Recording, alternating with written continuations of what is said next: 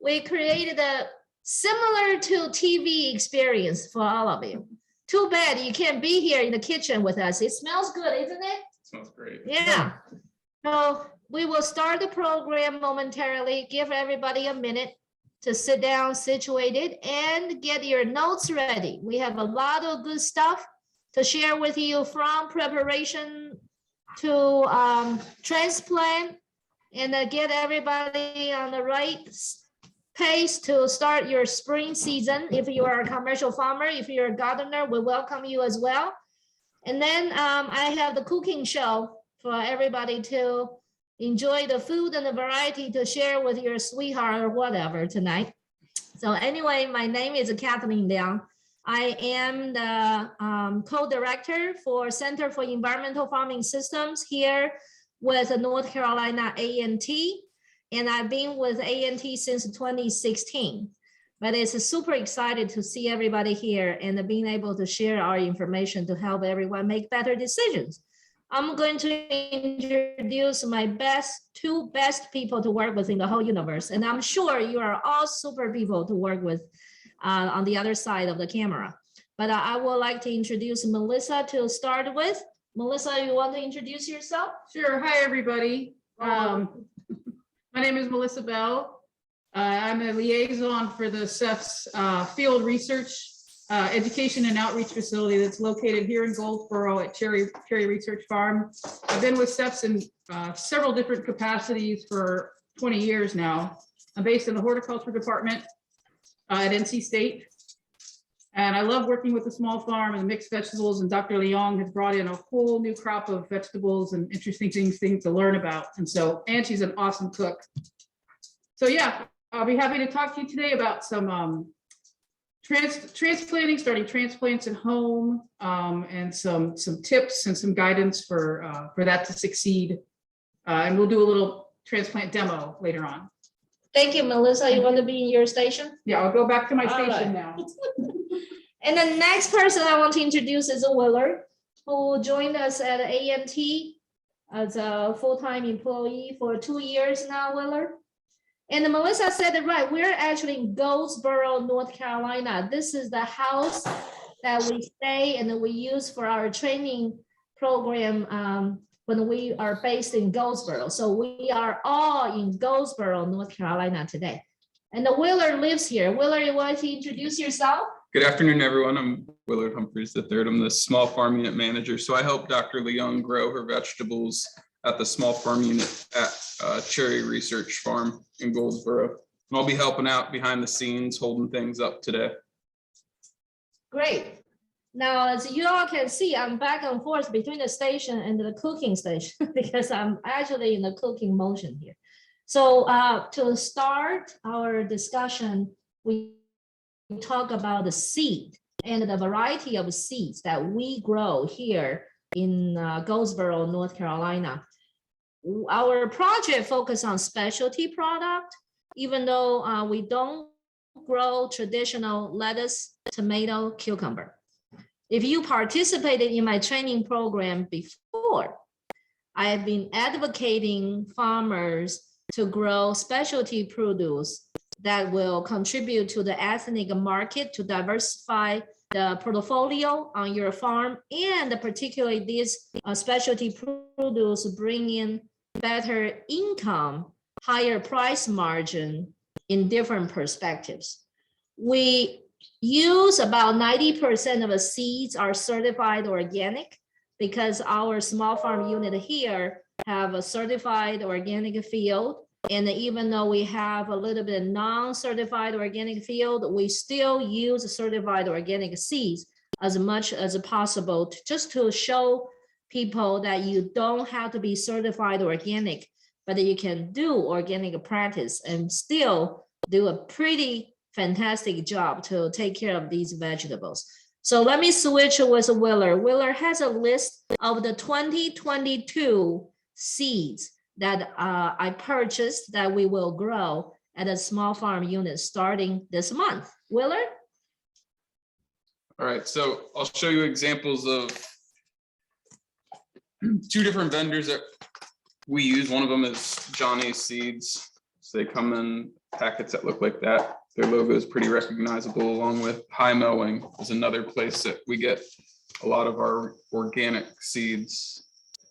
So this year, we're gonna have arugula, mini romaine, Swiss chard, kale, Asian greens, mustard greens, rhubarb, celery, kohlrabi, broccoli, beets, eggplant, okra, carrots, different types of beans, tomatoes, and squash. And although a lot of those may sound familiar, we end up with varieties that aren't your common types of each of those vegetables. Do you want me to hold up the packages? Let's talk specialty about these specialty vegetables. Because again, our focus is to help farmers to identify new market. And North Carolina has a very diverse population. So a lot of people, especially the ones moving into North Carolina to retire here, really enjoy different kind of ethnic food. So what we want to help farmers to recognize is there's a huge profitable opportunities out there for us to grow something different. If we want to make money, all in all, don't grow traditional tomato, cucumber, and lettuce, because everybody is growing cucumber, tomato, lettuce, then the market will be saturated. It's very difficult to set a higher price margin. And we can talk about that if you guys have questions about it. But I want to show you some of these produce that's from the Asian market aspect that we actually have grown and will grow more at the small farm unit. Willard, you want to go through these and give them a little bit perspective about what they taste like and your experience how to grow them, okay?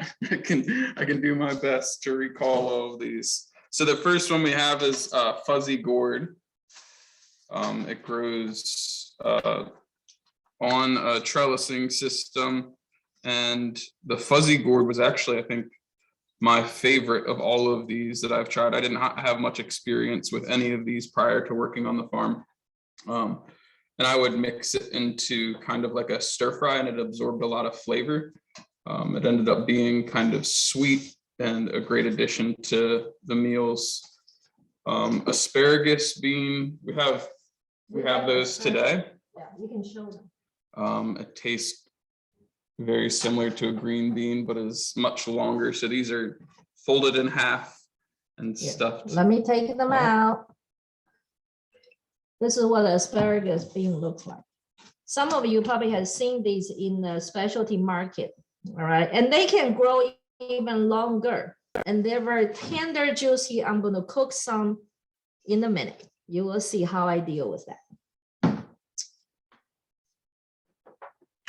Let's see, amaranth.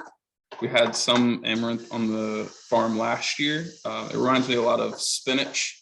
You can kind of stir fry that up as well. We have chives growing right now at the farm, which are typical. It tastes like chives. You can add them to just about everything. We also had Luffa, which is the same thing that you could use in the shower, but it actually tastes really great. It's a lot of water, grows on trellising, and also absorbs a lot of flavor in meals. You can cut it real thin and add it to a dish to get some more depth to it. And then we also have two different variety of bitter melon seeds here. And this was, we actually have a bitter melon. We actually have one that I'm going to cook and show you how to deal with that bitterness if you don't like it. But the bitterness is actually the best part. We'll talk about it later. So Dr. Leung introduced me to bitter melon, and I'd never had bitter melon, never heard of it, never seen bitter melon before. And she told me to put it into a soup in the summer and make a really light summer vegetable soup. And it's now my favorite meal in the summertime, coming off of the hot farm. I never thought I would actually want a soup coming off of a hot farm, and I love it. That good? All right. So that's all the seeds. And Willard, you want to talk about how we preserve the seeds after we buy the seeds, where we put them, temperature, that sort of thing? I Can. So to help preserve our seeds, we put them in a walk-in cooler, and I put them into a Rubbermaid bin. And you can do the same thing if you're not a production farm or smaller production farm, just by putting them in your refrigerator in a small Tupperware container or any sealed container. It helps control the humidity, and then the coolness helps the longevity of the seeds. So if you purchase seeds, a lot of times they'll give you the germination rate of the specific lot that you received, and that's going to be for the first year. So if they're out in the hot sun or stored in a shed, there's a chance that they won't germinate as well the next year. So we end up putting them in the cooler in a Tupperware container, and it helps preserve the seeds. But before we go to plant them, we'll take them out of the cooler to help warm them up to get them to that soil temperature. So if you have a pepper plant that wants to germinate at 85 degrees, you don't want to throw it in at 37 degrees into the soil. So pulling them out actually helps warm them up to room temperature or the outside temperature before you even work on transplanting them. And they lasted quite a long time, isn't it? You want to share some experience of how we use our old seeds? We have seeds from, I think last year, 2021, we had 2019 seeds, and they were still germinating at about 85 to 90% with what we were using for our method of preserving them and storing them, which is really great. There wasn't a lot of drop off on the germination rate. We were able to continue to use them, because a lot of times if you're a smaller production and you end up with a quarter pound of seeds of dill, you may not use all of those in one season, and you need to store them somehow. Even as just a backyard gardener, if you order 50 seeds, you're probably not going to grow 50 pepper plants or utilize all those seeds in a year. So it's important that you recognize that you can use those seeds in the following year and reduce costs in the following year by reusing seeds. How about germination? We have a heat pad, those kind of things. You want to explain a little bit? I can go over that as well. So at the small farm unit, we have a greenhouse that is double layer plastic. It looks very similar to a hoop house, but it differs because we have a propane heating source and fans in there, exhaust fans, to help regulate the temperature throughout the year. So I actually had someone ask a really interesting question recently, and it was, what is the temperature difference between the greenhouse and the outside temperature? And I had to think about it for a second, because it's almost a trick question. And it's a trick question because we regulate it. So we set our temperature to 55 degrees in the winter time, and the propane helps the heater heat up the greenhouse. So right now we can start planting seeds and germinating, knowing that we have the ability to keep a controlled environment in there. And even on here in Goldsboro, it's sunny. It gets hot during the day. It may peak over 75 degrees, 80 degrees in the greenhouse pretty quick. So the exhaust fans will help blow that out and regulate it. So it's really the answer to that question was, it's, you know, somewhere between 55 and 80 degrees is what the difference is inside to outside. But that could be at the nighttime. It could be, you know, cold nights, 13 degrees outside and 55 degrees inside, or hot days in the greenhouse. It could be 90 degrees without the fan on, but it's really just 80 degrees. So 80 and, you know, 70 like we had over the weekend. To actually germinate, we have heat mats that we plug in, and they're on a thermostat. So something like a pepper, like I said, 85 degrees, we can set the heat mat to stay at a temperature where the soil is going to remain at 85 degrees to optimize the germination for that specific seed.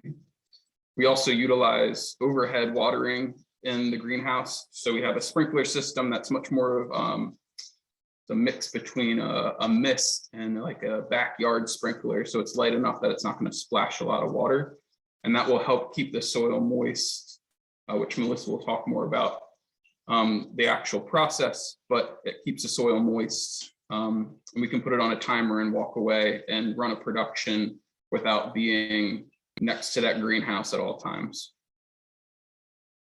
Any questions so far about the seeds and what kind of infrastructure we have? Emma, do you see any questions in the chat box? Nothing in the chat. All right, so, Can I add something? sure, Yeah, I just wanted to add, on top of what Willard was saying, you can also, you can also store your old seeds in a Ziploc bag in the crisper drawer. It's a good place. It really regulates the humidity. So on a smaller scale, I mean, they store them in the walk-in cooler in a tote, but you can put them in a Ziploc bag in your refrigerator crisper drawer, and it does much the same, accomplishes much the same thing. great. So seed sources from Johnny's High Mowing for certified organic. These specialty package from local Asian grocery stores. Really nothing fancy there. Now let's transition to Melissa, and then she's going to show you how to do the transplant that gives you the highest rate of germination and to protect your seeds. Melissa, you ready?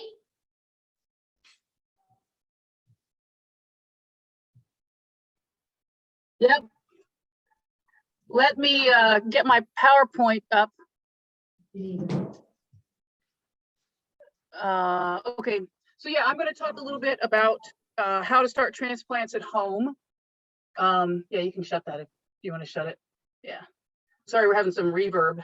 So I have a short presentation, and we're going to do a demo about starting transplant trays, which trays to choose. And I'm going to show you a technique called bottom watering, but let's look at the presentation first. And if you have any questions, just drop them in the chat and I'll address them when we're done. Let me share my screen here.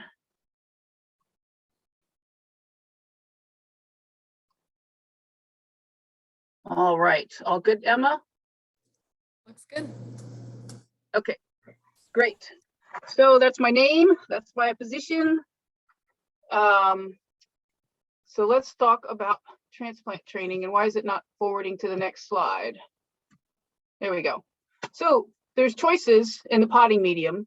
There's soilless, there's potting soil, and then there's make your own. So when you're starting transplant trays, you're going to want to use a specific medium. You can't go out and dig up garden soil and put it in a transplant tray. So let's talk about soilless first, because it is by far probably the best choice for transplant trays. It's best for containers. It is soil-less, so it's sterile. It allows for, the components allow for water and air movement, retention of water, and good drainage. And like I said, it's sterile.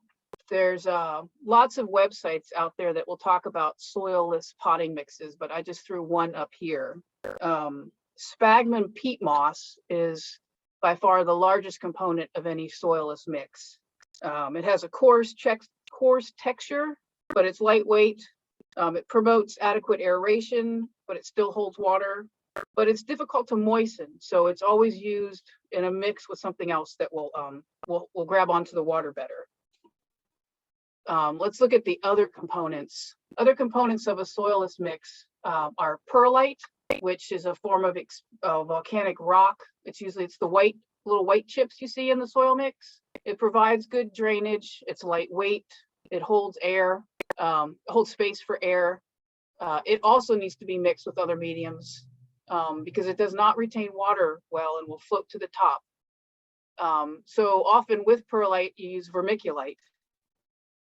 It's a form of mica and it really holds water well, but it doesn't provide as good aeration as the perlite. So the two of those mixed together with the sphagnum peat moss make a really good mix.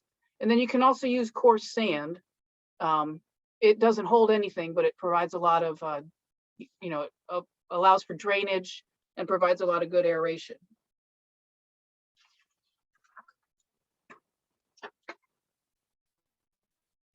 Now that's as opposed to potting soil, which contains some soil. Now, in my research looking, I found that the labeling can be very confusing. And one company will call something potting mix or potting soil. Like I think on the previous slide, there's an example of a standard, it's labeled potting mix, right? And it contains no soil. And then this one is labeled potting soil and it does contain some soil. So it has nutrients in it. It's not sterile. but it's still going to have some perlite and vermiculite to allow for the aeration, right, and root growth and drainage. So the nemesis of transplants is holding on to water, and you get a damping off of the seedling and it'll just die overnight, right? It's a bacterial disease. Your roots stay wet and they don't dry out, and you're going to lose your seedlings. But so it's similar to a soilless mix in that it has the components to allow for drainage and aeration, but it also has some nutrients in it because it has soil. So you can go with either of those, or you can make your own. And there are a lot of recipes out there. You know, lots of YouTube videos. People love to show you what they're doing, but by far you're going to have sphagnum peat moss in the mix. And it's readily available at your garden supply stores. It is acidic though. So you want to add some limestone to counter the acidity. So this is just an example. Example A is 3 parts peat moss with then some limestone, 1 part compost, which is not considered soil, and 1 part perlite. Or you can do 2 parts compost. We're talking like bagged compost. I mean, you might have your own compost. 2 parts peat moss, 1 part vermiculite or perlite.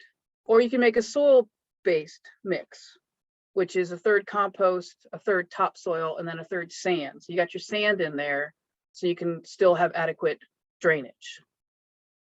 This mix will be, you know, heavier than the peat-based mixes, but it still has good drainage. And then you want vermiculite or perlite in there as well, for a little more structure. Now, transplant trays, this can be confusing. And there's a lot of different choices, and it really depends on what you're doing. There's a lot of things to consider. Let's look at a couple of the things to consider. Are you growing a large number of one variety of plants? Or are you growing a smaller number of a wide variety of plants? Are you planting your crops all at once, or using the succession planting method? What types of seed will you be planting? What size are the seeds? How long will you need to keep your seedlings in the cell trays? Do you plan on transplanting them out in the greenhouse, or just keeping them in there for the whole 8 weeks and going straight to the field? So you have to think about too, when you're going to harden off your seedlings, you're going to take them outside during the day for a week and then bring them back in at night. This is like a week prior to planting in the field. So, you know, it depends on the structure of your tray. Do you want little 6-packs that you can bring in and out because you have a wide variety of different kinds of plants? Or are you just going to grow 72 tomatoes and you're just going to bring the trays in and out at night? So it really depends on your operation, no matter the size, of which kind of tray you're going to choose. Now, there's lots of different trays out there. A lot depends on the size you have too. So I do a lot of home gardening.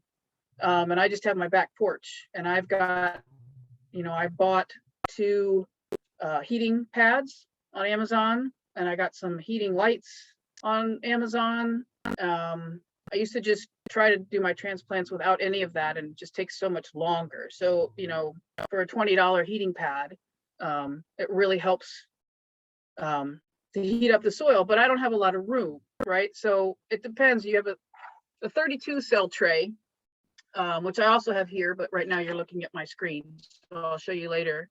This is common among mixed vegetable farmers or backyard farmers. There's the things that break apart into 6-packs. They're really big and deep. You will not have to transplant these prior to going out to the field. They're 2 inches square and 2 inches deep, and your plants can just stay in there from seed to planting in a field. But they're big, so if you have a lot of transplants, you might want to consider a smaller tray, right? Because these take up a lot of space. There's a picture here of the 50 cell tray. It's big enough to accommodate big seeds like melons and squash, but it's a little small. There's 50 cells in this tray, and it's also, the cells are big enough that you can probably not transplant them prior to going out to the field. Then you can get smaller. You know, say you're growing a lot of one thing and you want to have it all in one tray. This is a 72 size. It's also pretty common. The cells are a little smaller. They're still deep cells.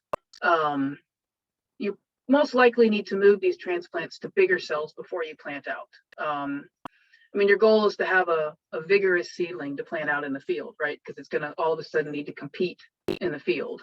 So it's really good for starts. You could leave it in the tray until you plant out, but I would probably retransplant something into a bigger cell size before going into the field. Then you can get really small. We've got 98 cell, we've got 288. These are just for germination. You'll definitely have to transplant your plant before going out into the field, but you can get a lot in a small space. So it depends on, you need to take into consideration your situation and what your goals are. This bottom watering, I'd like to talk about that for a moment, and I'm going to demonstrate that in the demo, but it's a really good way to water your trays, especially in the very beginning, right? So you have this tiny seed, and so until your plant sets its first set of leaves, you can easily wash that seed away when you're watering. So you take the whole tray and you put it in like you can see here, in a tray of water for like 15 to 20 minutes, and capillary action will pull water up through the soil profile till the top of the soil is moist. So it allows the water to slowly fill the entire root structure and allows for better nutrient absorption. When you're watering with a hose, even out in your garden, you're really just watering that top layer. You have to water for a long time to get the water to move down through the soil profile.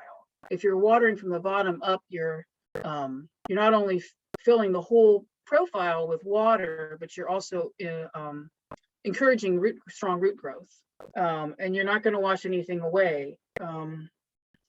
So it's really a beneficial way to water your trays in the beginning.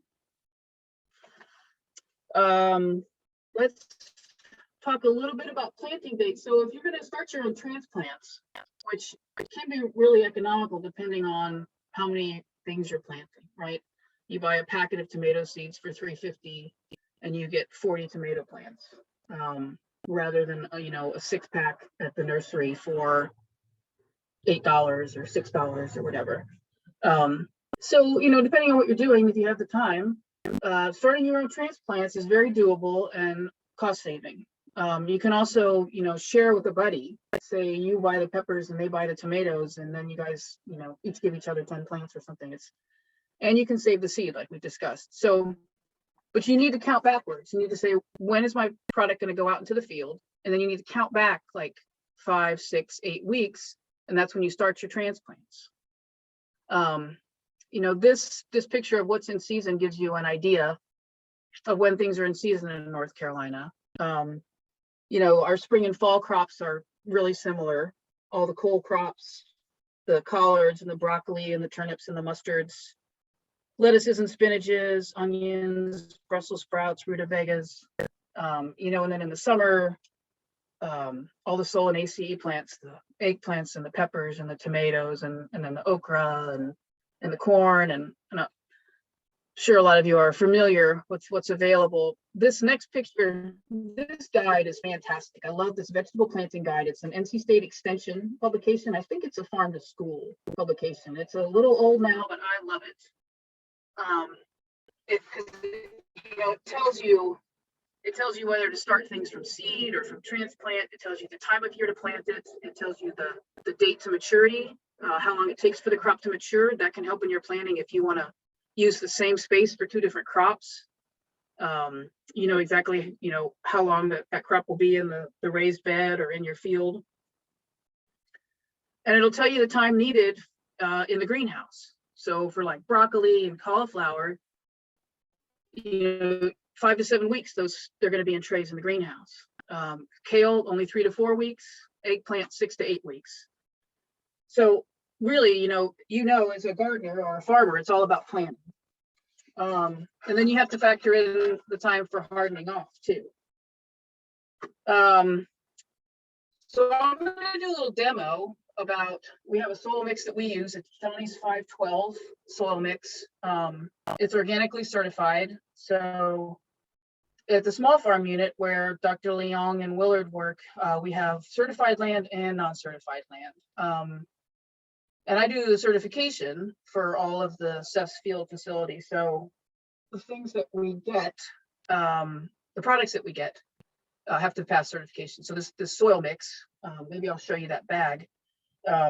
Anyway, I'm going to show you how to pre-mix the soil mix, fill the trays, plant the seeds, and then I'm going to show you bottom watering. So I'm going to stop sharing now and stand up. Are there any questions before I get into a demo? No? Okay. Yes, Question? yes. Where did you get the posters that you had, planting dates and North Carolina planting, vegetable planting guide? Where did you purchase those? Well, I got it offline, but it's an NC State publication. Just search vegetable planting guide and look for that picture. If you search vegetable planting guide and go for images, you'll Mhm. find that picture, and then you can click on it and it's free on the web. There's lots of guides out there, but I really like that one. Okay. I can. What about the Did you? what about the bottom watering tray? Yeah. So I'm going to show that in the demo. Okay. That's Thank just you. any structure that's big enough to hold water and put your tray into. But yeah, we're going to demonstrate that. Okay. So Emma, please holler, or Chris, if you can't see what I'm doing.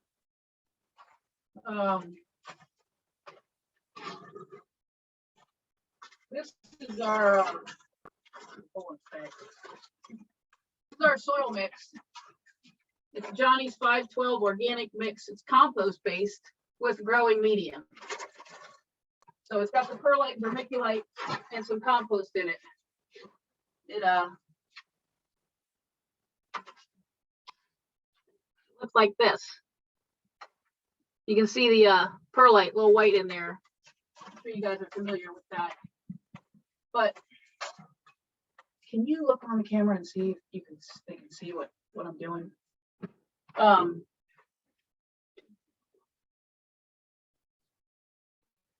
have a 50 cell tray here. This is a 50 cell tray. It's a solid tray.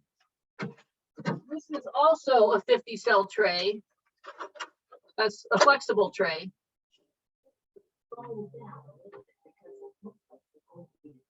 Okay. I was trying to go slow. So this is an example of a 50 cell tray. This is more the 36 cell tray. So these are the 6-packs, which probably a lot of you are familiar with.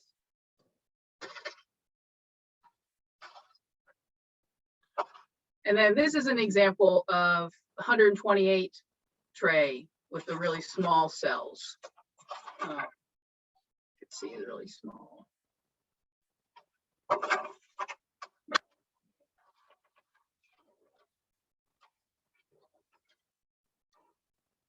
So I have a wheelbarrow here full of potting mix that I'm going to pre-wet and mix a little bit.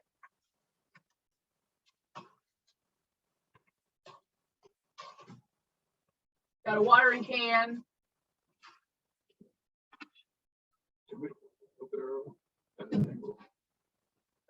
We can maybe after I wet it, you can show it.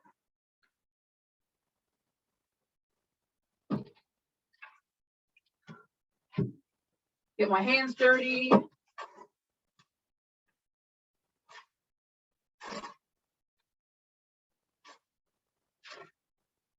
So you want to get a consistency that is wet but not dripping. You want to be able to make a clump and it kind of sticks together.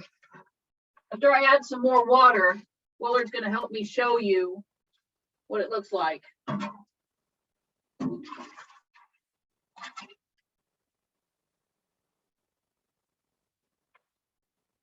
You remember we said that the perlite is hard to get wet. So pre-wetting really helps.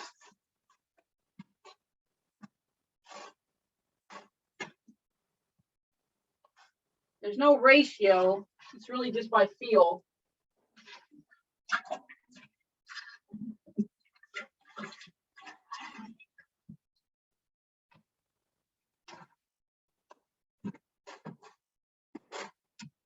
That's cool.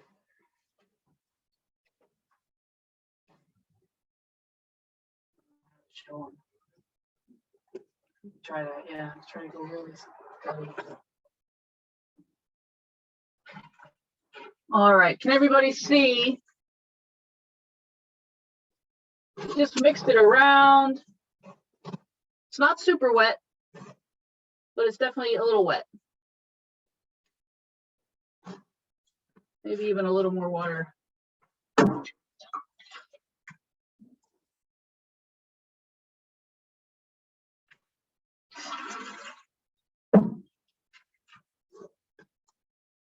All right. Can you stay like this like that? So I've got my tray. I'm just gonna set it down in the wheelbarrow. And I'm just gonna cover the tray with soil. Fill all the holes. You want to be in a place where you can make a mess.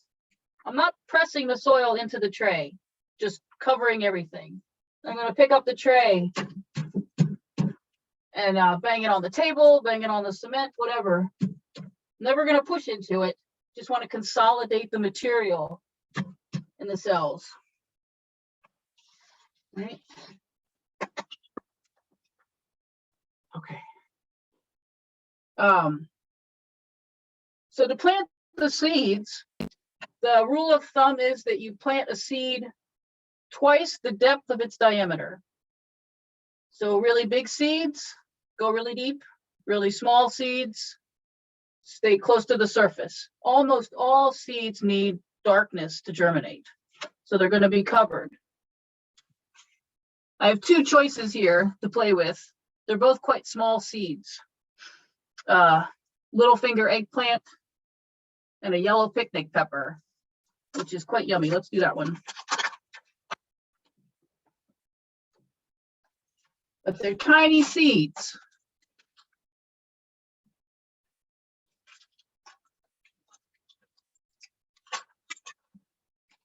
I usually just put the seeds in my hand. There is a tool.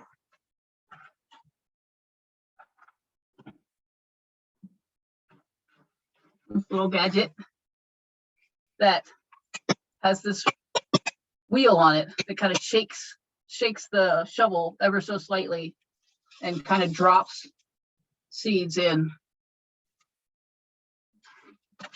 So you can plant 1 or 2 seeds per cell. A lot of people plant 2 because they don't know if it'll come up. It's up to you, the risk. I'll show you the seeds after we get them in there. If you get more than 1 in a cell, just take one out.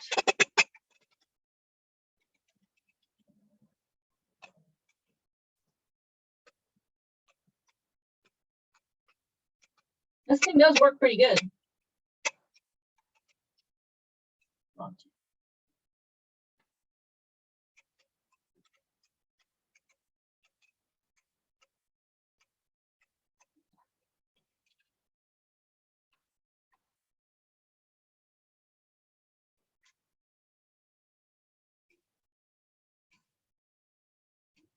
So yeah, these I think these are a hybrid.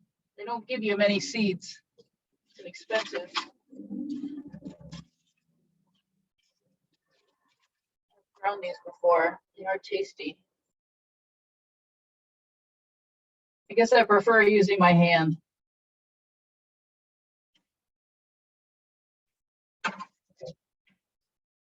You guys see that? So now I have my seed. This is really small seed. I'm just gonna take some soil and go on top.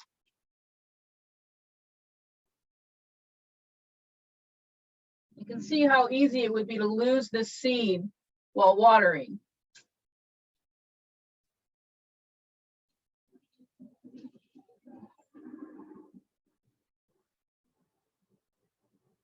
I'm going to press the seed down just a little bit. It's probably a 1/4 inch down.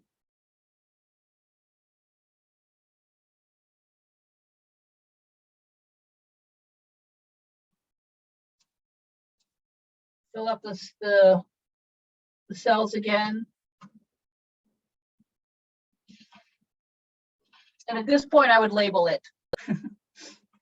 All right. Bring this over.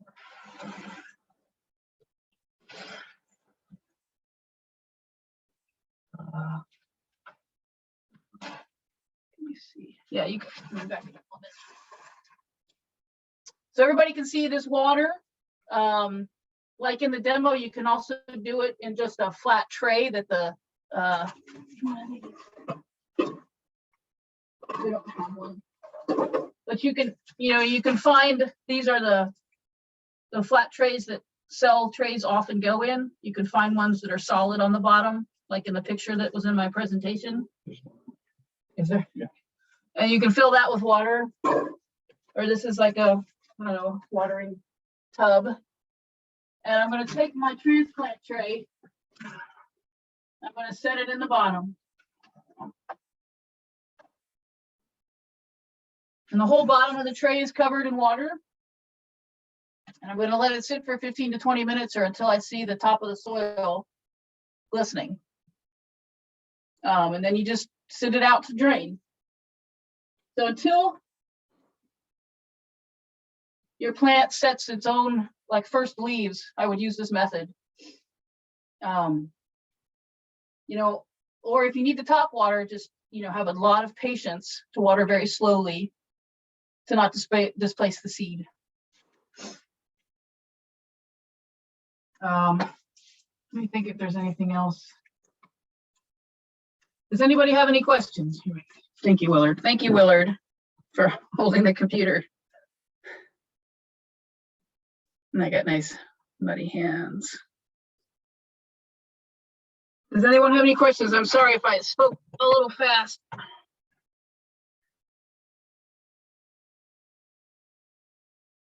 Okay, no questions? Oh, thank you for Emma for putting that link to the guide in the chat box.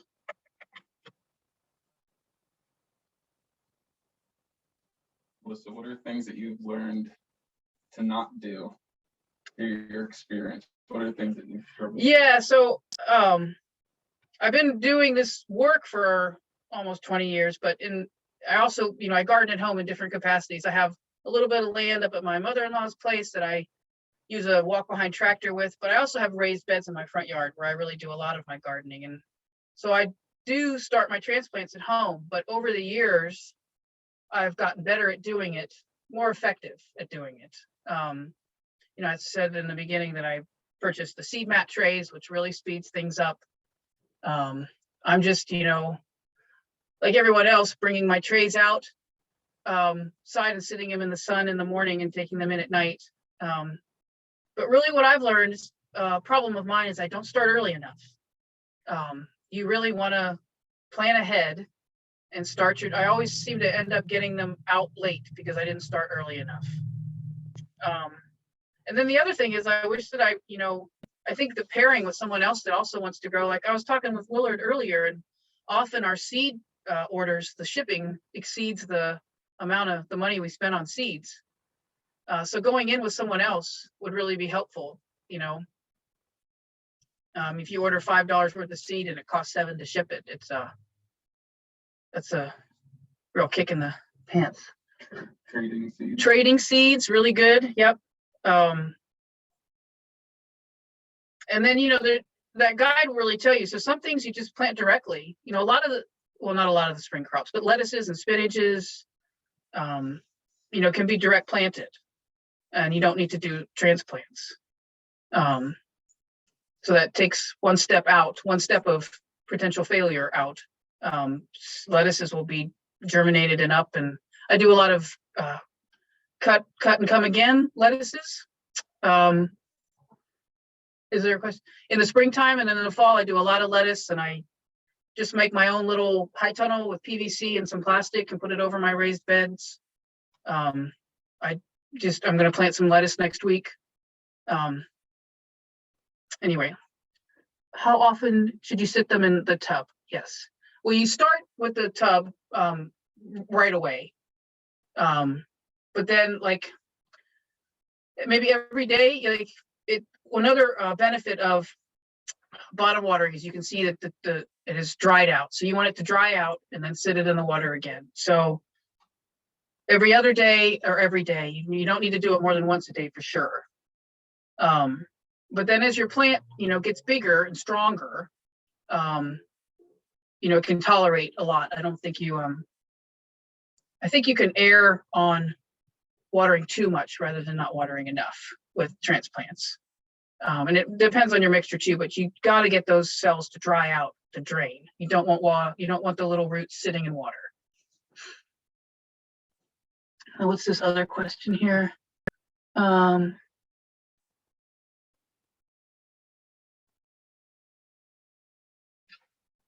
Is water enough to settle the soil? I believe tamping the tray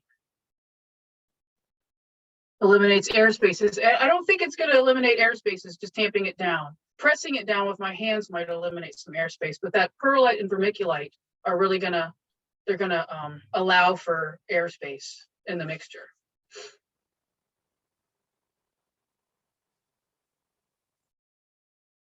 Do you cover the flats until they germinate? No, I never cover the flats.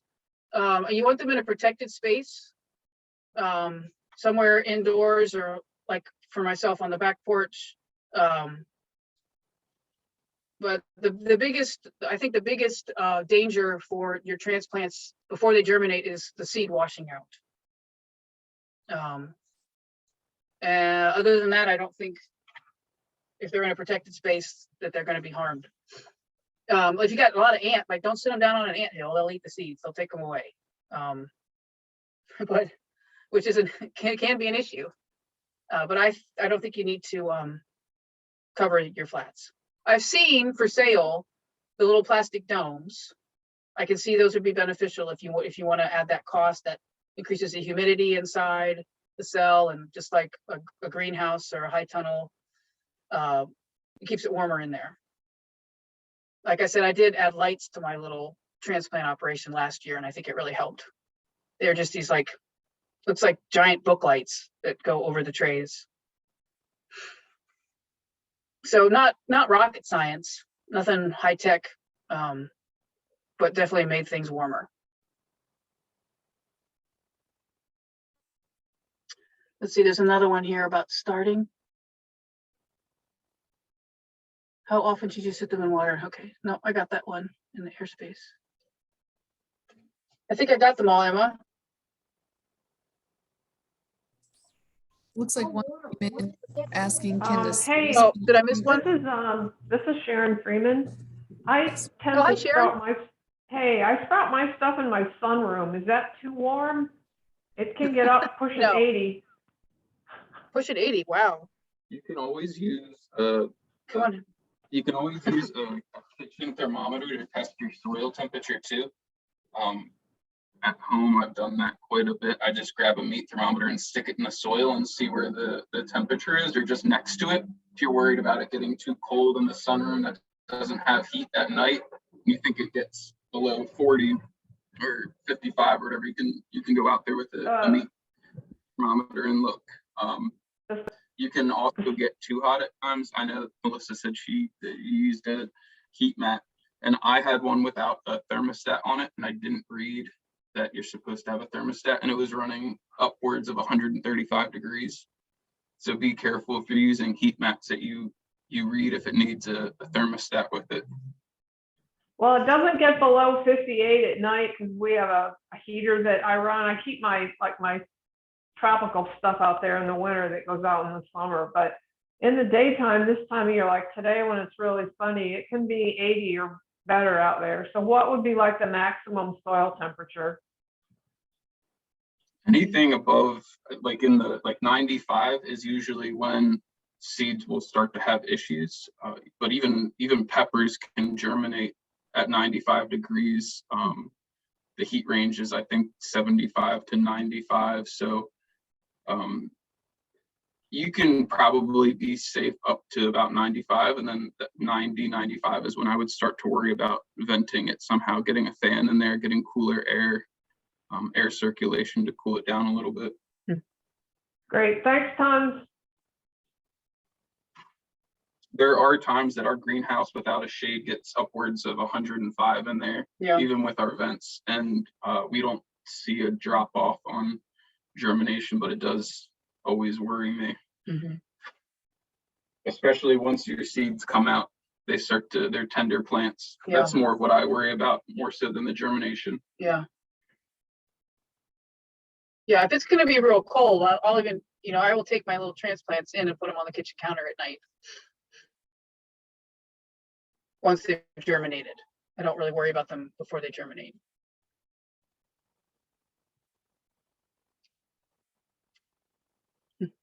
Okay. We go back to Dr. Liang now?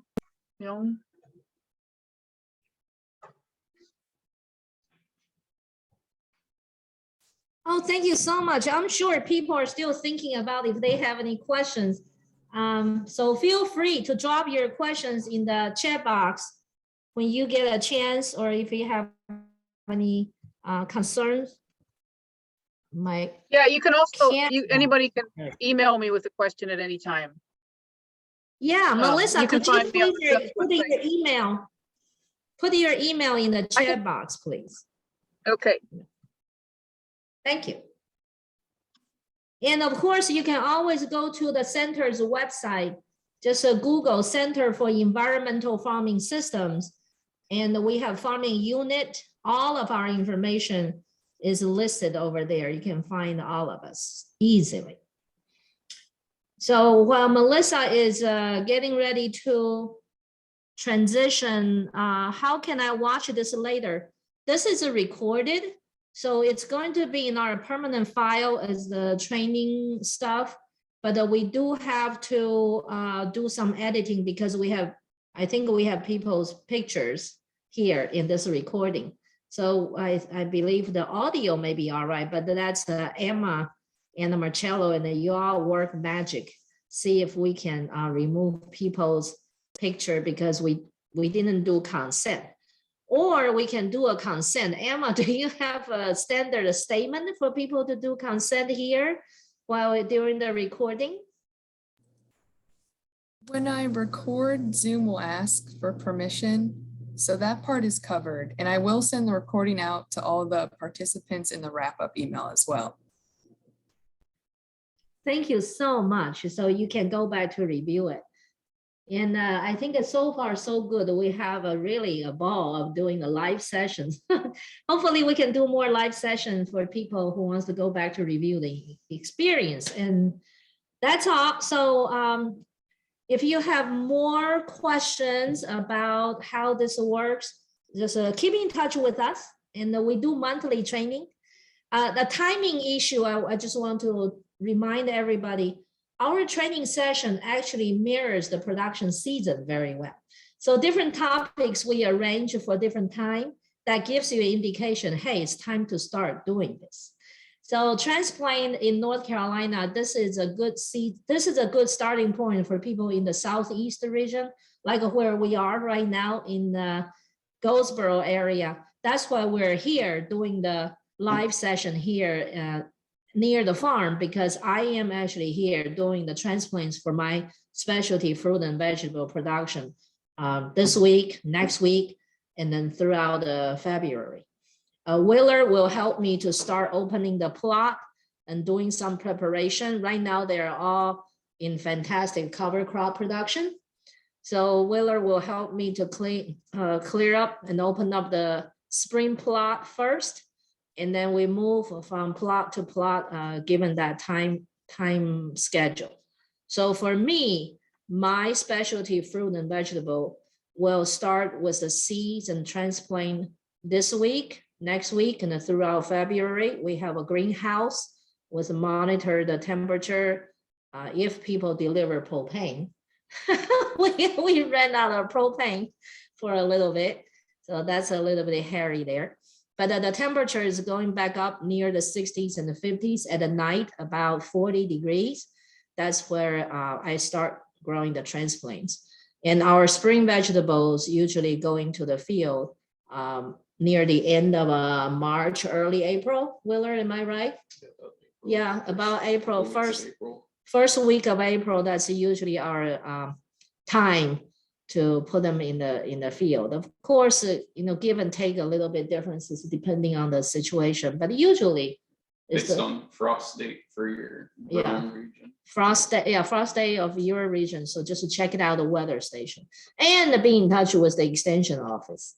People in the extension office, they're the best people to help you out about the time. All right. So now, Emma, you keep watching this box for me. All right, so I think so far so good. Now let's tag along about what to do with these vegetables we grow. I always do cooking demonstration in all the workshops. I wish you are all here in the kitchen with me. It doesn't smell good, at least for me. So I want to show you some tricks on how to prepare these specialty fruit and vegetables that can diversify your health portfolio and with a little bit more nutrition.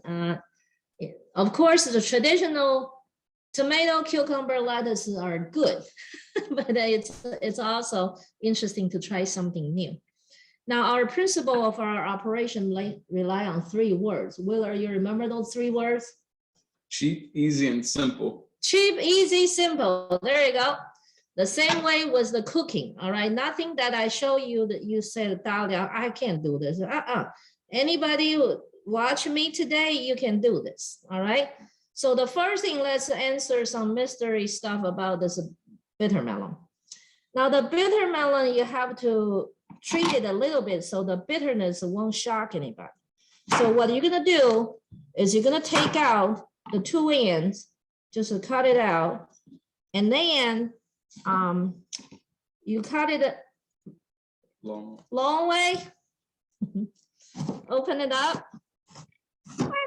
I don't know how other people do the cooking show. I'm tired already.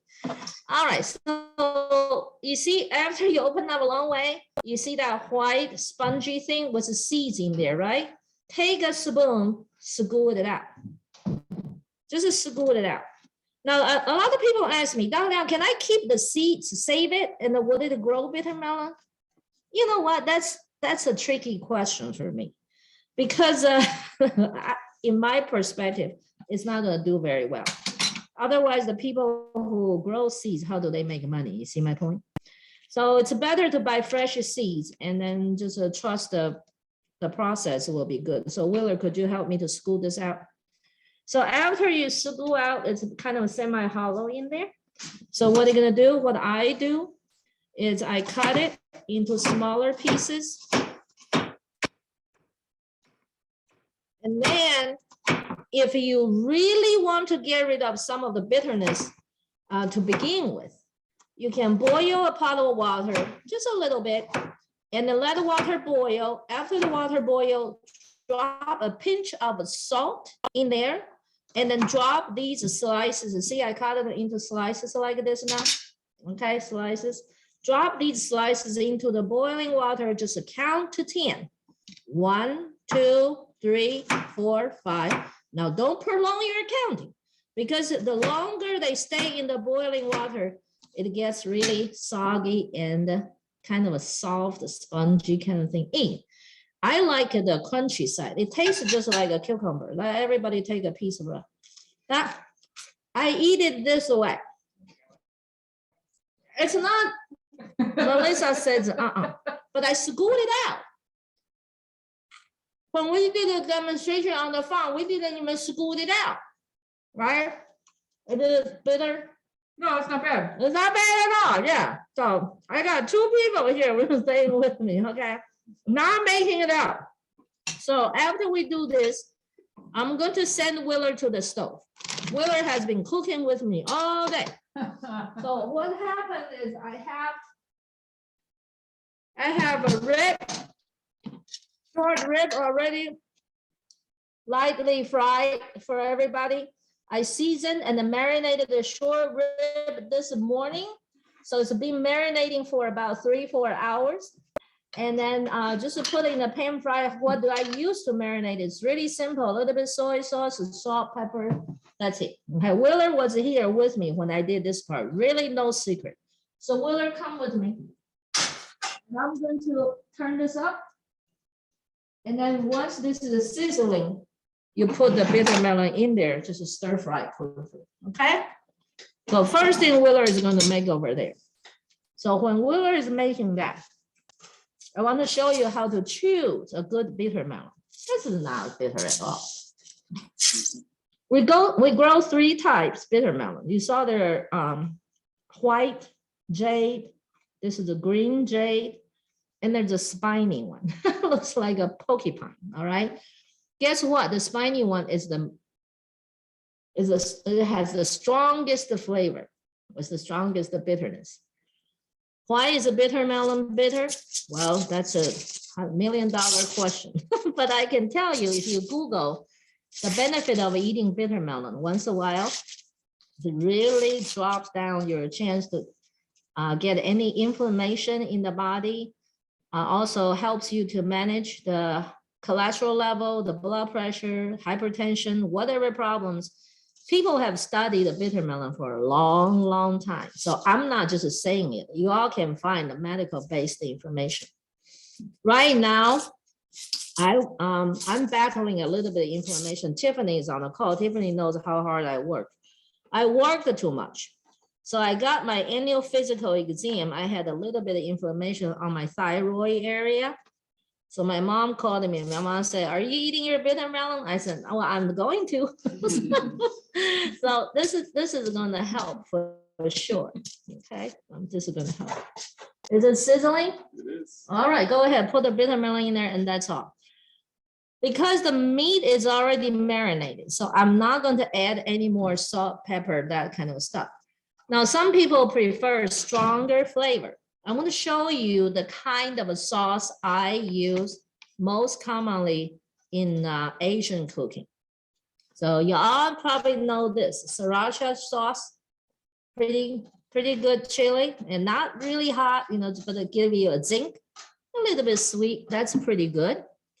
Another popular sauce is a Hoshing, 海鲜酱, Hoshing sauce. You can buy all these in supermarket, but I think some of the Harris Teeter has them, and then a lot of Asian grocery stores also has. Now, since we live in the South, I'm going to advocate for one of the Southern spice I use, Tony's szechuan. I use that to cook in all meals. It tastes really, really good. And then we have a tempura sauce. You will say, Dr. Liang, isn't this a dipping sauce? Sure, it's a dipping sauce, but I also used to do the stir fry. Absolutely outstanding. You don't need to add any more salt, pepper, sugar, or anything to it. Another one is a teriyaki sauce, a really common one. People like teriyaki, those Japanese roasted vegetable with a teriyaki fried rice. That's the sauce for it. Okay. So all of these are possibilities. But the number one thing I do for anybody who has no clue where to buy all these specialty sauce, you all know this, and you all know where to find it. Chicken bouillon. Don't you know about this? Chicken bouillon is available everywhere. 1 teaspoon of a chicken bouillon just covers just about everything. You really don't need to add any more stuff. Okay? So while Willard is cooking that, I want to show you another vegetable. This is in a category, okay? I bought these from Asian market and I cut them up to show you. This is a big Daikon radish. Some people label it as a Korean Daikon radish. It has a green button, but it's a white big on the other half that I cook it. You will see how I cook it. And this is a smaller one. Can you see the difference? But this is a different variety. This is a traditional Japanese or Chinese Daikon radish, skinny one. This is a big fat one, Korean side, okay? but look carefully inside. The little short one is more tender, has more water contents in there. The big one is a little bit fibrous. You see the fiber part in there? And then see the smaller one, not as much as fibrous, okay? 2 different ways to cook it, Daikon radish. In North Carolina, we actually have a variety of Daikon radish as a cover crop. And after I came here, farmers said, Dahlia, you eat this? I said, yeah, Daikon radish is my favorite food. When I was in Taiwan, I was born and raised in Taiwan.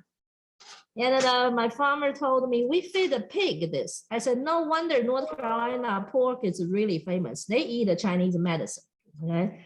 Daikon radish has the best compound of all vitamins. You can Google about it, from vitamin C to vitamin A, B, C, D, E, F, G. I'm not making that, but Daikon radish in our Asian culture, we call it the gold for poor people. Because it's so popular and it's so easy to grow. We always grow Daikon radish. If you go to the specialty market, you will actually see the purple Daikon radish too. There are purple ones, there are green ones, there are white ones, so beautiful across the season, all right? I use 2 different Daikon radish to cook different dishes. First of all, Willard helped me to make this. That is the first thing when Willard showed up today at the door. I said, Willard, could you help me to do pickled Daikon radish? So what I did is ask Willard to cut it into thin slices. That's it, no matter how you cut it. And then I marinated with what? Do you remember what I used to marinate? Salt, pepper, and a little bit ponzu sauce, one of the sauce I showed you, okay? So then I marinated, put in the refrigerator. So this is after a couple hours, excellent snack. Much better than potato chips, all right? This is absolutely outstanding. Oh, Willard did a fantastic. Why don't you bring it over to the camera and show people?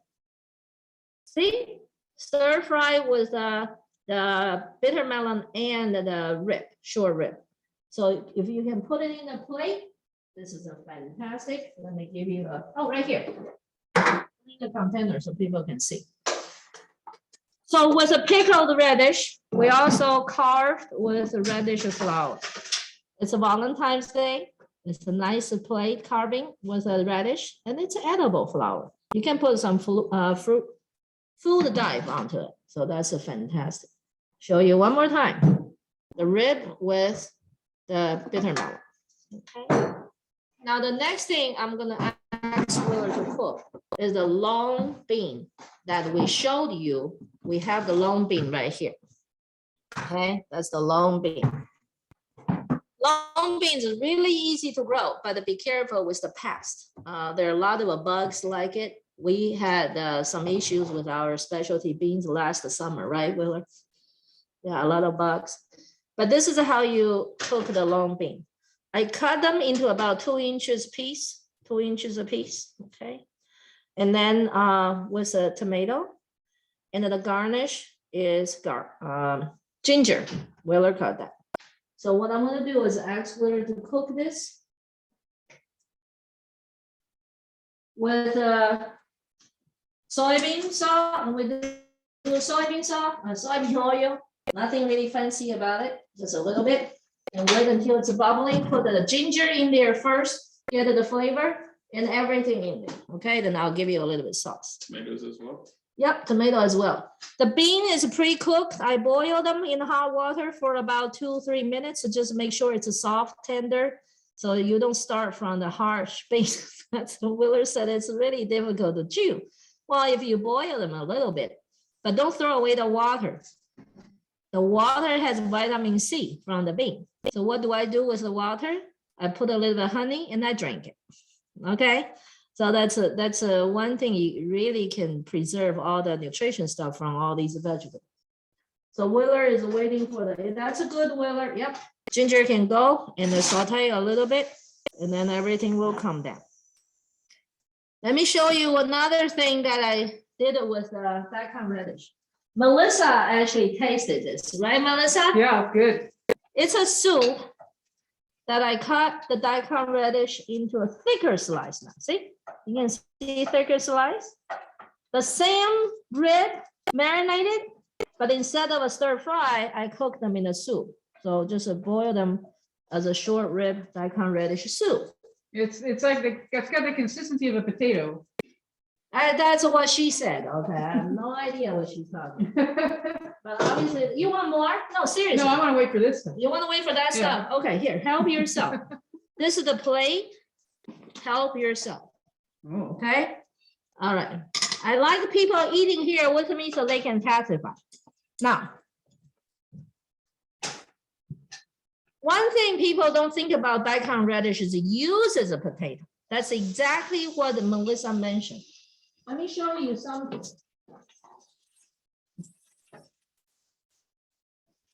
Y'all recognize what is this? Emma, what does this look like?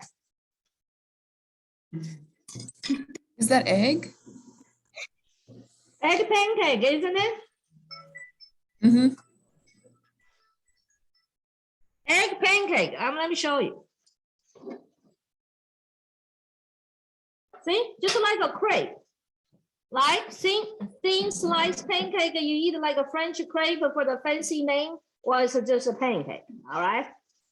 All country globally eat a pancake. But Melissa, you want to tell them what I told you, the ingredients of the pancake, what was it? Yeah, Daikon radish. Daikon radish, green onions. I think my 4-year-old will eat it. It was delicious. Daikon radish mixed with green onion, eggs, and it kind of looks like a crepe. But I don't use wheat flour because some people are gluten-free, you know, with the inflammation issue. So this is what I use. I use rice flour. Okay, you can buy this in specialty shop, right? Half rice flour and a half sweet potato. Okay, sweet potato starch. Sweet potato starch, that's what it said, yeah. So this is a fantastic meal idea for picky eaters and or for people with a gluten-free but like to enjoy the crepe, and put a twist on the ingredients. Usually, you know, like a omelet. You go to a restaurant to eat an omelet, right? You put all kinds of ingredients in Western omelet, and all meat lover and all this stuff. Hey, we got a Daikon radish pancake right here, okay? It's absolutely fantastic. And the dipping sauce, highly recommend, is to eat it with the Sriracha sauce and the Hoshing sauce. All right, it's absolutely delicious. Willard, how are you doing there with the? They're good. Okay, let me give you a little bit zinc. The pound tool. Now y'all see Willard is cooking here, not me. All right. So if Willard can do this, everybody can do this. Pound tool sauce with the cooking right there, and the Willard is done. Willard, let me show them your beautiful flowers. Is this Daikon? Yeah, Willard did this. You did Willard, this? show them Willard. Willard did these beautiful little flowers with the Daikon radish. Oops. All right. Okay, Willard. The next dish. An A for presentation, Willard. Yeah. You see how pretty Willard did? Tomato and the long bean with a ginger flavor. Okay. This plate in Thai restaurant is at least $30. I'll tell you, the ingredients didn't cost me more than $3. All right. Absolutely outstanding dish. You don't have to eat out. Cook it for your sweetheart, your children, whatever you like. Here. The next one Willard is going to demonstrate. This is your day, Willard. He helped me with this. The okra is okra. You know, we all grow okra, but this okra didn't come from North Carolina. This came from Mexico, all right? This is not a season, but we do grow okra. And the diced tomato, and the shredded ginger. Willard, could you please cook them the same way? Appreciate. And I'm gonna put a different dipping sauce in there this time. Okra has two color, two different color, green and the red, and we grow both of them. But a lot of times people didn't know that okra flour is also edible. The okra flour is absolutely fantastic. You put the dried okra flour in the tea. It's just like a hibiscus tea. There's no difference. All right, super easy to do. The only choice is you have to decide: are you going to eat that flour or are you going to eat the okra? Because if after you take away the flour, you're not going to get okra. All right, so that's the option, right, Melissa? Yes. So if you want to harvest the flour as a tea material, you're not going to get okra later. All right, so that's a trade-off. That's all. Nothing really particular different. Smell good, Willard. Great job. Finally, I have the eggplants. Eggplants is really popular among Asian families. There are different kind of eggplants. This is a Japanese eggplant, you know, different color. We have grown white last year. We had the white eggplants from one of my colleagues, Dr. Jakai's experiment. And then 2 years ago, I actually grew the Thai eggplant, the little round thing, like a green cherry tomato kind of stuff. Eggplants is a very versatile in terms of cooking stuff. You can roast it. I just roast it with a little bit of oil, but I'm going to cook it with a saute with a tofu. Again, for vegetarian folks, this is a fantastic protein source. All right, so Willard is done with the okra. Let me give you a little bit different sauce. I'm gonna put tempura sauce in. You know, we're cooking the tomato releases a lot of nutrients. That's it. All right. And then to good to go. So any questions so far about everything I demonstrated? Emma? I don't see any questions, but people are really interested in getting the recipes. The recipe, the recipe is really simple. You all heard of the raw material. Huh? Get ready to type them out. Yeah, get ready to write it down right now, okay? You're right, it's simple. You're just frying the raw vegetables and adding a little bit of salt. Exactly. Melissa, you want to tell them all the ingredients so that you taste the food? Yeah, no, it's yeah, I'm certainly in the right place at the right time. Because I'm eating really well, but she's really just, you know, frying up the raw ingredients and adding a little bit of a specific sauce. So the recipe is not complicated at all. I mean, I think she maybe marinated the tofu she's going to use, but No, I did not marinate tofu, just yeah. cooked it. Willard fried it. Yeah. So super simple. Now, like, so I am a vegetarian, so I eat a lot of this. It's not this well, of course. And I didn't like bitter melon in the past. I like this. And the daikon that was in the broth is delicious, So this is but super simple. You know, it's not complicated. See, tomato and okra, stir fry. Really simple. Now, I don't like okra, so I'd like to try that. Yes, absolutely. Just Melissa, try okra and let us know. For me, cooking is a lifestyle, and the cooking is different from reading textbooks. I've been in school forever, and I teach school. So the last thing I need is one more book for me to read about the recipe and all this stuff. So my grandma taught me just go with the flow. Your gut feeling, what you like to do. And then I don't put salt, pepper in everything. If I marinate the food, then I don't add any more ingredients to it. There's a question, do you know of any low sodium sauce I can use? Typically, I don't like the slimy of okra, but this is really good. You know what I did? I did something, Willard, remember what I did? How to get rid of the sliminess? I boiled the okra after Willard cut it into smaller pieces. I boiled the okra to get rid of some of the sliminess. And then I put the sliminess to the soup, the sauce, the soup base to your daikon, the short rib soup. But ginger is really good. Isn't it?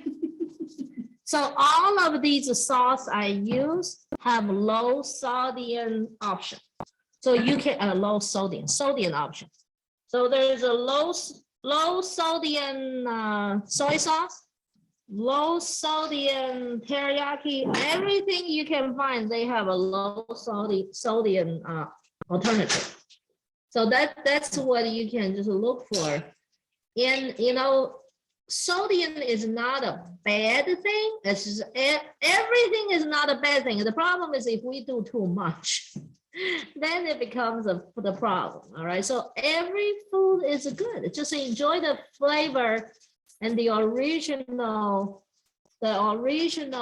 character. That makes me want to grow beans. Of the food, because every food has its own taste. And enjoy that own taste will help us so much to move forward. When I showed the Melissa the pancake and stuff, Melissa said, huh? And she said, I'm not sure. I said, I'll cook something that your 4-year-old will eat. And I'm going to ask her to bring some home. Yeah, I'm going to bring some home to share with her 4-year-old. And then let's see if we can help these young people to diversify their portfolio a little bit. Any other question? Willard still cooking? And the last sauce I'm going to ask Willard to try is the Hoshing sauce. So I'm a big fan of tamari. Do you ever use that or is it? Tamari, yeah. Yeah, tamari is very good. And then turmeric.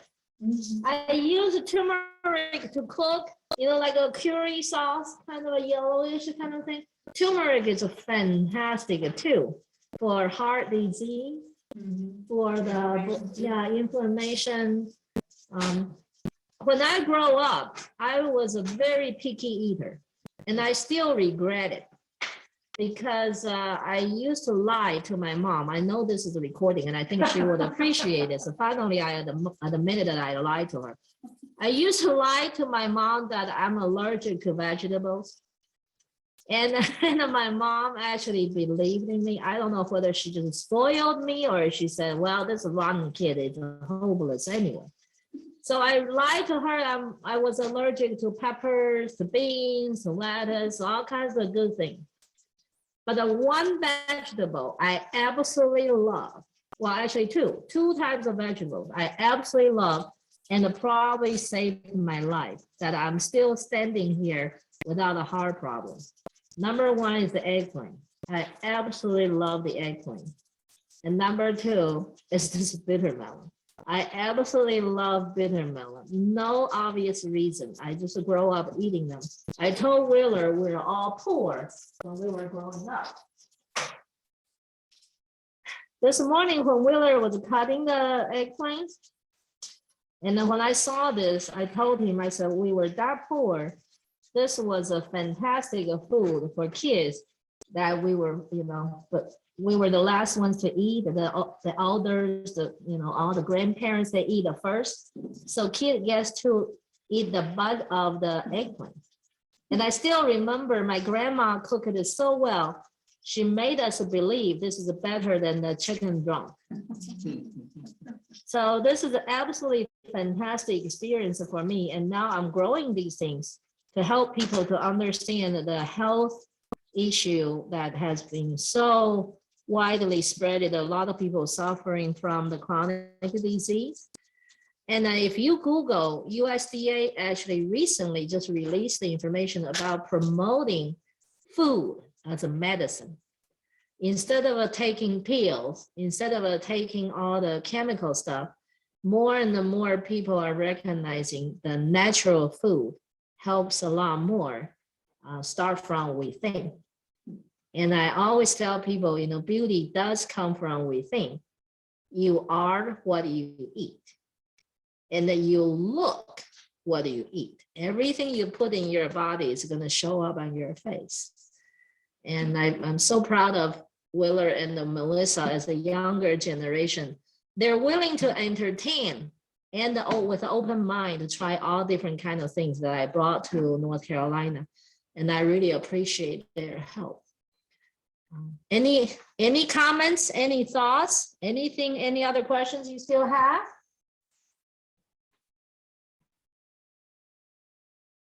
So the people asked me about recipes. Now you got all figured out. The recipe is actually with you. It's really nothing fancy. And I do cooking demonstration in every workshop. So next time when we have a workshop, I will show more. The more you see us, the more you come to us, the more you will feel comfortable to cook all these things. How is the rib? Good? Yeah. I don't Emma, have do a- you see anything? Yes. But I do have a comment.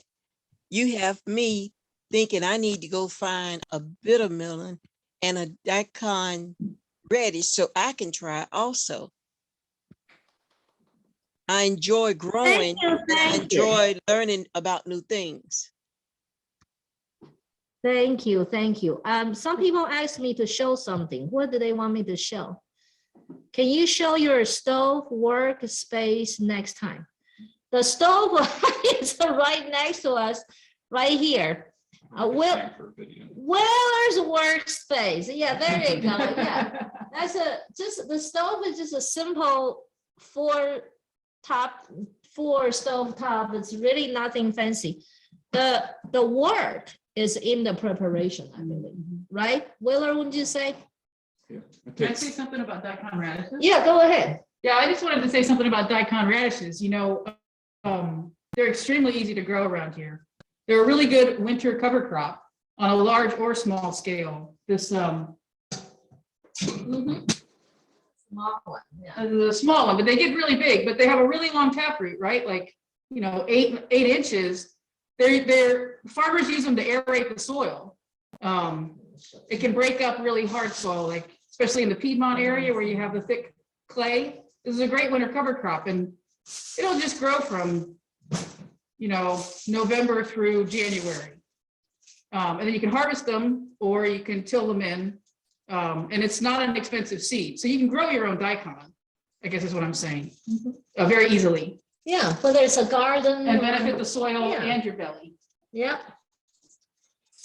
Don't they rot and cause a heart? No, Don't they what? rot. Rot.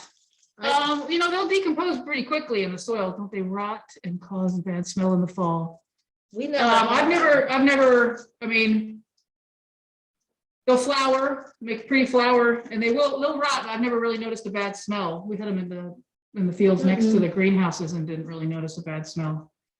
You can always till them under and that'll speed up the decomposition of them. Yeah, like Melissa said, if you don't like the smell, use them as a cover crop. They're just as good. Now I want to show you one last thing, because this is something that we have not grown. I'm interested in growing it. I'm getting some study to do this. This I already cut about, you know, a foot of it. I already ate a foot of it. This is the rest of it. This is a in Chinese name is called a shan yao. It's called a medicine of the mountain. But Willard Google it. It's called Chinese yin. Yeah, this it's just like a yin, like a sweet potato kind of thing. It's a slimy. You can eat it as a salad piece, and then you can put in the soup. You can roast it. This has exactly the same kind of a medicinal benefit like the okra. You know, anything slimy cleans up your guts. All right. So this works fabulous. This morning when Willard came, I was eating breakfast, and this is what I put in the soup. Just the soup and the 2 eggs, and that's it. You know, this is what I eat for breakfast. All right. So try some new things, and then life is fantastic. If you try new things, you would really appreciate farmers across different cultures.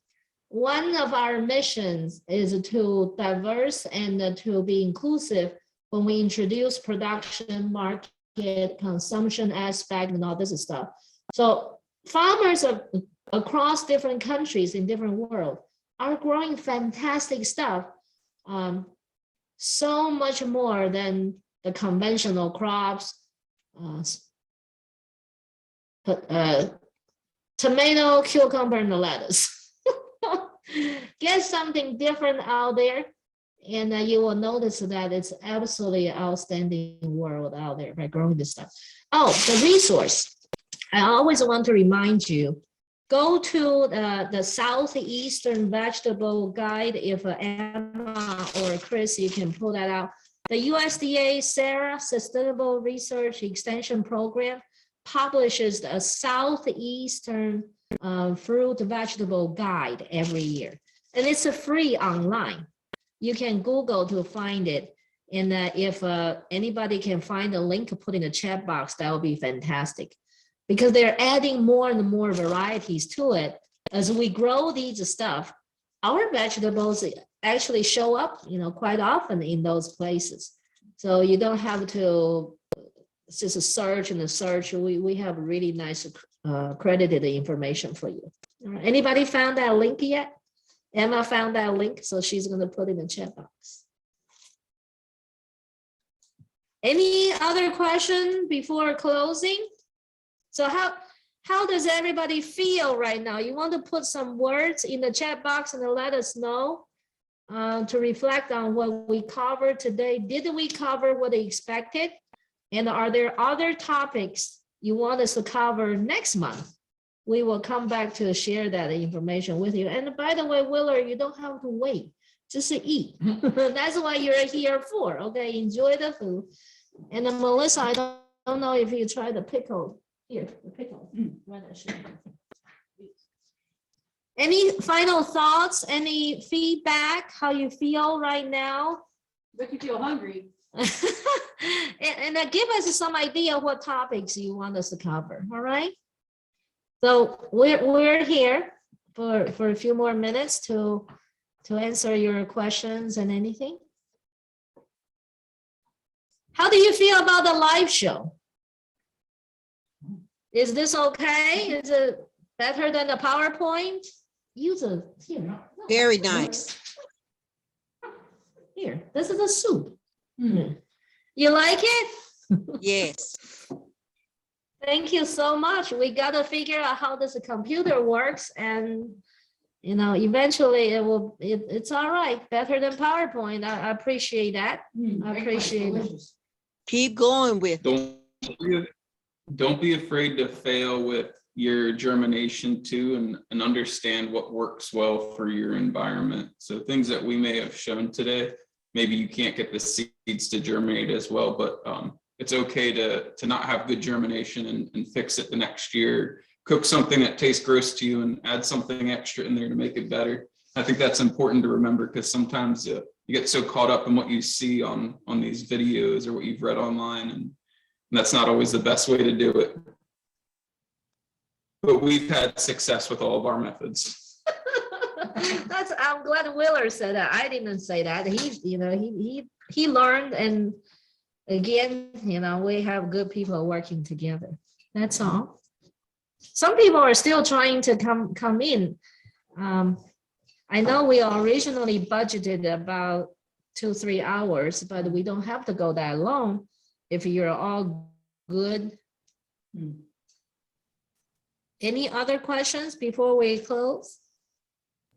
And again, Emma will send the information, the video recording, to the people who registered and participate, giving us the consent for the recording. Thank you. Thank you. Thank you. And enjoy your Valentine's Day. Now you learn all these new tricks. Go wow somebody. Yeah, people would appreciate. Hey, carve a flower using the Daikon Radish, you know? Yeah. All right. You all have a wonderful day. Nice to see you here. Bye-bye.